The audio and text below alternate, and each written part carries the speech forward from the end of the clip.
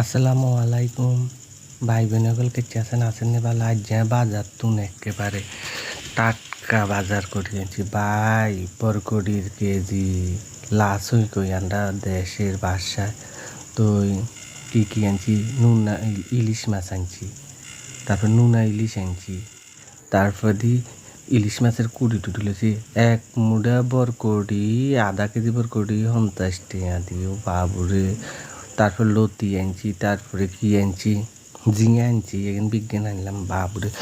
আমি এখানে দুই সুন্দর করে হালকা করে ভাজি করিলাম ভাজি করি তারপরে ঝিঙা দি তারপরে লাসই দি আলু দি সুন্দর করে মিশালি তরকারির মধ্যে দিই তারপর ইলিশ মাছের ভাজি করে করে দিই বাইরে খাইতে যে এত ইন্টারেস্ট লাগবো বলার বাইরে।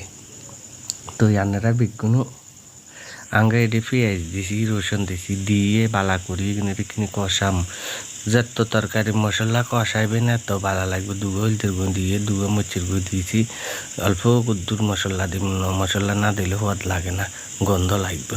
তো ওই কষাইতে কষাইতে একটা তেল বা যে সময় উড়ি যাইব এ সময় যাই ঝিঙা জ্ঞান দিম ঝিঙাল শসিন ইয়া কিয়া বরকড়িও কই লইবেও কইলা আসইও কই বেগেন কই আন্ডা সুমিও কই পাহাড়ি ভাষায় সুমি কই বুঝছেন।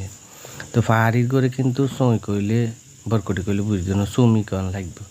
তো বেগেন আনছি অঙ্গা এখানে জুমের তরকারি অঙ্গা তরকারি নাই তো সাইডে মুইয়া হানি উড়ানে তরকারি বেগ নষ্ট হয়ে গেছে গে। তো সুন্দর করে অঙ্গা তরকারি কেন গেছে মাছ এখানে বইয়ে দিয়ে মাছ এখানে দিই কিন্তু জল দিলে মাছেতে মশলা এখন গল লাগবে বুঝছেন।